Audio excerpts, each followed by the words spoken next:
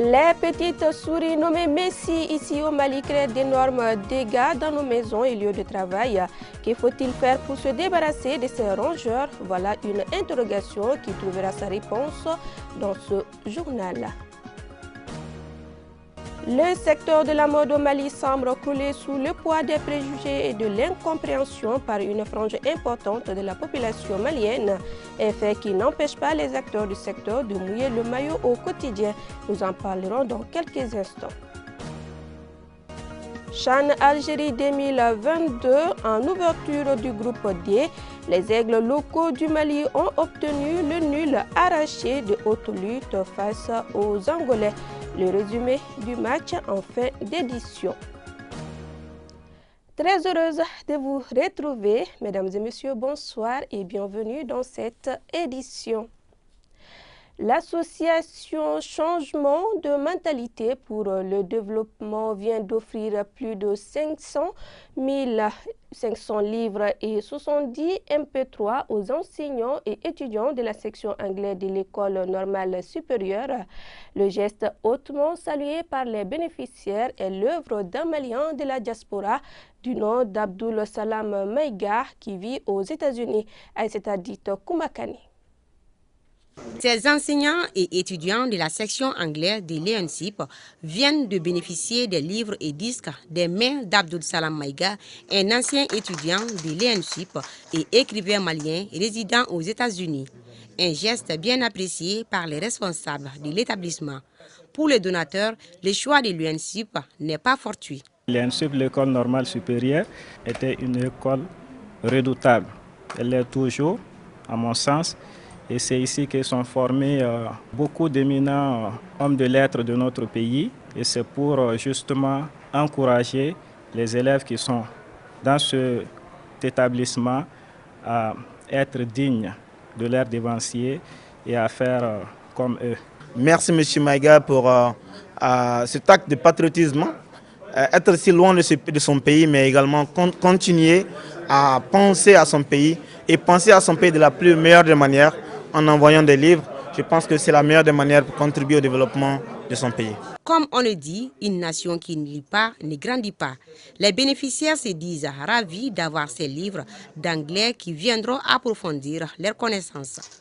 Un livre, c'est d'abord une connaissance à exploiter. Lire un livre, c'est comme communiquer avec celui qui l'a écrit. Et ceux qui écrivent les livres sont les plus brillants d'entre nous. Nous remercions très sincèrement notre généreux donateur de l'association pour le changement de mentalité, pour le développement, Ahmed. Donc, vu l'importance, vu la nécessité de la lecture pour l'enrichissement de notre connaissance, nous en saurons faire bon usage. La lecture est la base de tout développement et ces enseignants étudiants n'en diront plus le contraire après avoir reçu ces livres. Une attestation de reconnaissance a été décernée au président d'honneur de la cérémonie.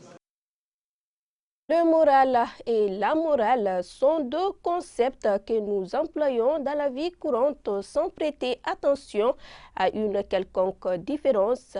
Et pourtant, il y a bel et bien une différence entre le moral et la morale.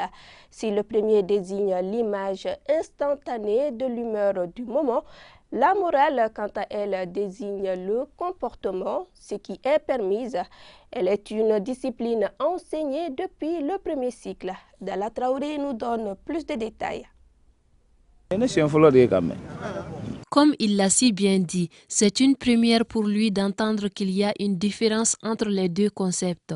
Il s'agit de la morale et du moral. Tout comme lui, ils sont nombreux nos compatriotes instruits ou élèves, et même souvent des étudiants à confondre ces deux concepts.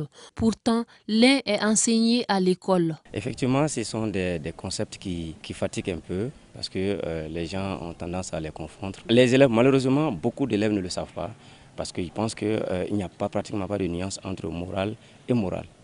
En termes de philosophie, la morale, c'est tout simplement une science qui a pour cette valeur-là de faire la part des choses entre le bien et le mal, donc faire la séparation entre le bien et le mal. Donc ça, c'est le contexte purement philosophique. Maintenant, le moral, ce n'est pas forcément purement philosophique, parce que ça c'est pratiquement lié à tous les humains, parce que tu sois philosophe ou pas, alors tu peux avoir un état d'esprit positif et un état d'esprit négatif. Cela est dû à des situations dont on est confronté. La morale, c'est le comportement, ce qui est permis. Et on nous enseigne ça depuis au niveau de fondamental. D'abord, je prends comment traverser la route, c'est une leçon de morale. Comment respecter les aînés, ce sont des morales. Donc ça, c'est un comportement. L'autre morale, le moral, ça c'est l'engouement, comment se donner le courage à quelqu'un ou à quelque chose. Certains des étudiants sont exemplaires, certains des étudiants sont souvent des caractères, excusez-moi le terme, sont canailles, vous m'excusez le terme, mais nous, en tant qu'encadreurs, on essaie de comprendre chacun. Déjà, on est familiarisé avec eux, parce que la plupart de nos étudiants, ce sont des élèves. On a commencé avec eux depuis le collège, depuis le fondamental, ils sont avec nous depuis l'université. Donc on connaît leur comportement, on sait comment se comporter avec eux. Oui, l'être humain est fait comme ça, souvent on est en bonne humeur, souvent il n'y a pas de bonne humeur. Certains étudiants sont obligés de consulter le dictionnaire du téléphone pour se faire une idée de la différence entre ces deux concepts. La différence entre le moral et la morale. Le moral, ça concerne l'état d'esprit, c'est l'humeur du moment, et la morale, c'est distinguer le bien et le mal, c'est-à-dire ton comportement. Le moral, entre les deux concepts, le moral, il est relatif à l'état d'esprit. L'état d'esprit, c'est-à-dire le mental en fait. Parce que quand quelqu'un a des soucis, alors là, c'est le mental qui joue. Alors c'est relatif au moral, le moral sans eux. Donc la morale, c'est l'ensemble des leçons que nous devrions adapter dans la vie courante. Quand on était petit, si j'ai une bonne mémoire, nos vieux pères nous racontaient des contes. Et à la fin de chaque conte, ils nous disaient de tirer notre leçon de morale. En tant qu'étudiant, je peux pas mal me défendre sur les deux termes moral au sens masculin et morale au sens féminin. Pour leur part, certains encadreurs conseillent aux élèves et aux étudiants, ainsi qu'à leurs collègues de beaucoup lire, pour pouvoir parvenir à faire la différence entre plusieurs concepts. Bien connaître les genres masculins et féminins, car cela doit être un centre d'intérêt pour les élèves et les professeurs. Que faut-il faire pour se débarrasser des souris dans la maison ou dans les services? Voilà une interrogation qui taraude l'esprit de bon nombre de citoyens. Les souris comptent parmi les mammifères les plus vieux sur la Terre. De nos jours, les petites souris nommées Messi, ici au Mali, créent d'énormes dégâts dans nos maisons et lieux de travail. Quelles peuvent être les causes et conséquences de ce phénomène et comment s'en débarrasser? Des éléments de réponse dans ce dossier signé Samba Sanogo. Dans nos salons, dans nos cuisines, dans nos chambres, nous parlons des souris, un animal qui cause des dégâts inimaginables. En parlant des dégâts, des citoyens sont très souvent victimes de ces rongeurs que l'on appelle familièrement Messi à cause de leur petitesse et rapidité.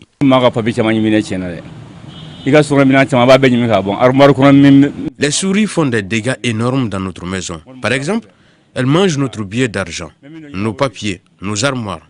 Et j'achète chaque fois des produits pour les neutraliser.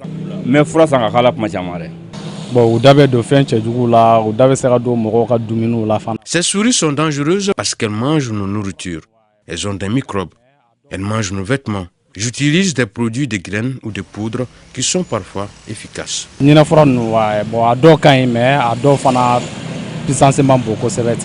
La cause du foisonnement des souris dans nos habitations ou services est en partie liée à notre comportement. Je dirais que c'est essentiellement dû au comportement de la population. Quand je dis comportement de la population, il s'agit de, par exemple, les ordures que nous les déposons un peu partout qui ne sont pas vidées. Dans nos maisons, on remarque aussi que les aliments sont un peu à la traîne, c'est pas fermé.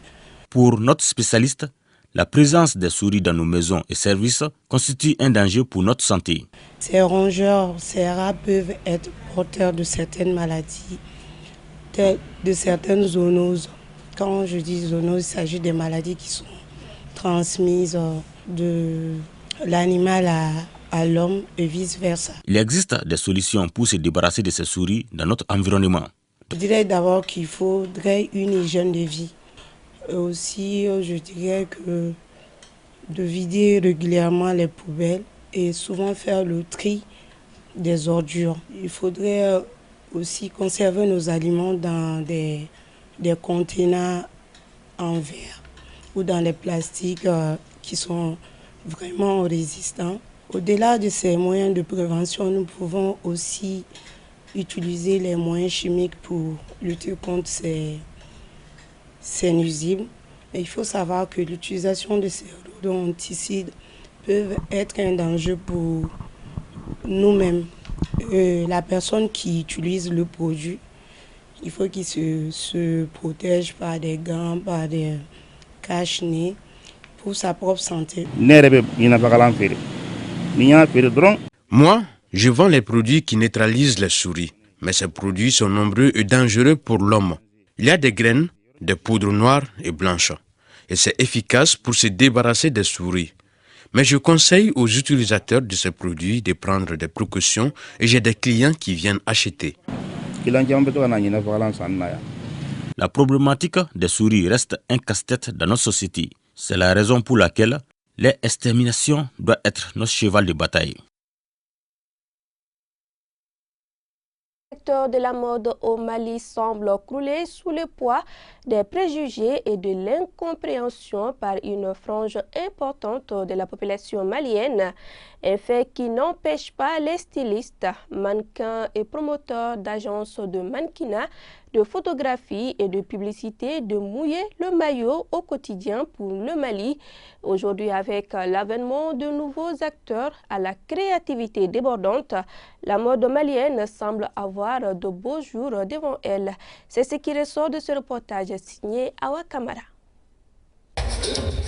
Ces dernières années, la mode connaît un essor remarquable au Mali.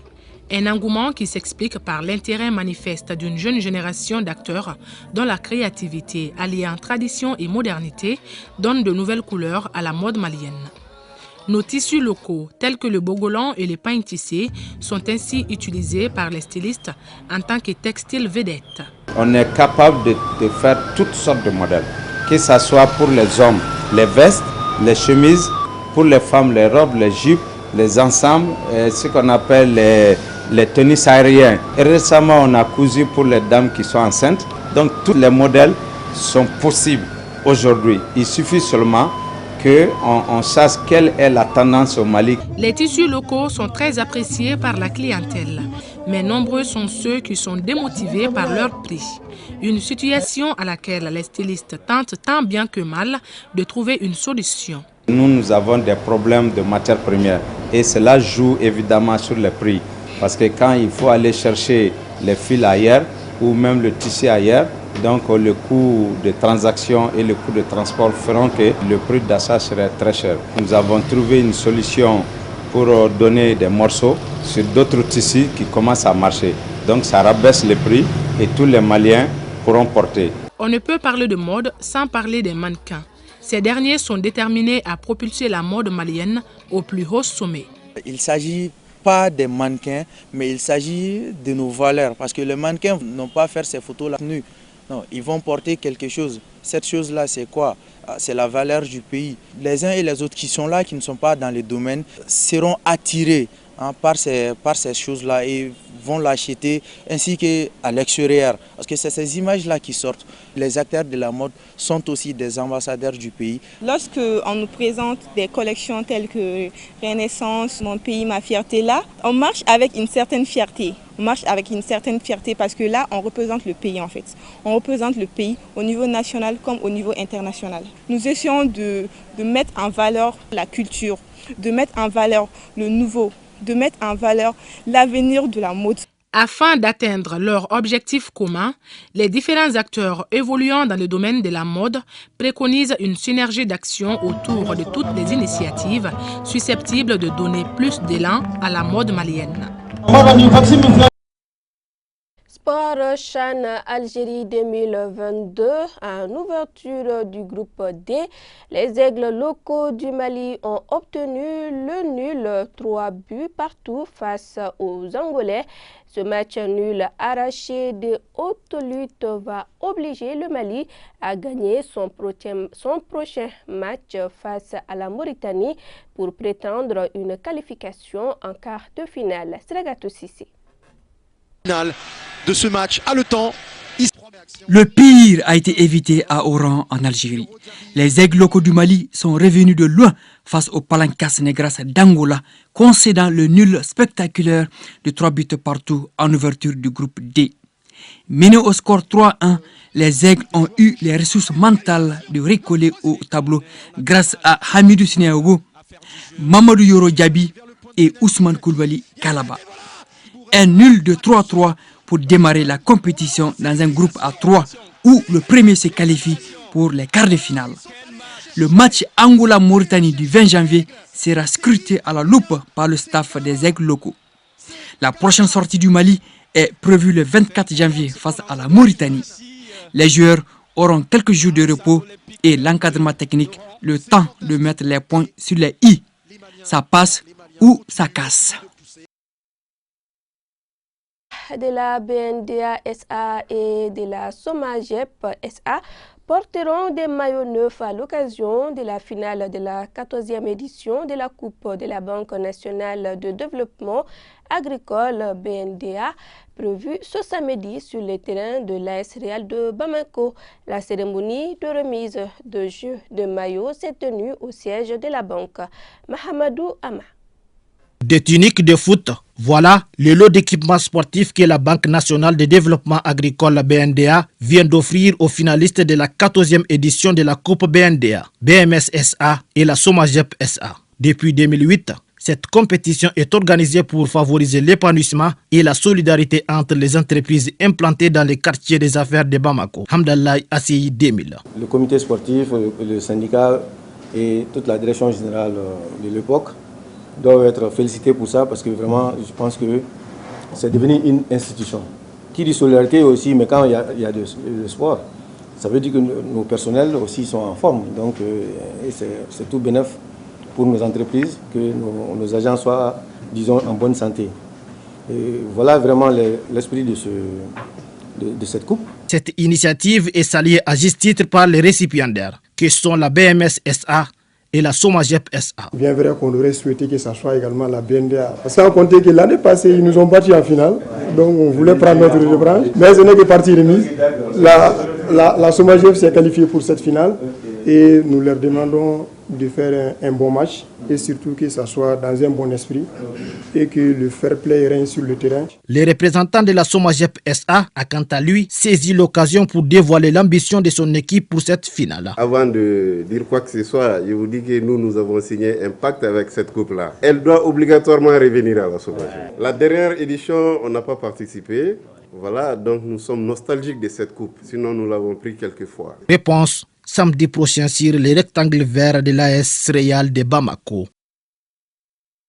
Le point Covid à présent sur 155 tests réalisés, 0 cas positifs, 0 guéris, 0 décès. Situation globale 32 772 cas positifs, 31 952 cas guéris. Une personne est sous traitement. Et pour vous protéger et protéger les autres, suivez les mesures de prévention et faites-vous vacciner. C'est tout pour cette édition. Grand merci à vous de nous avoir suivis. Très bonne suite de nos programmes.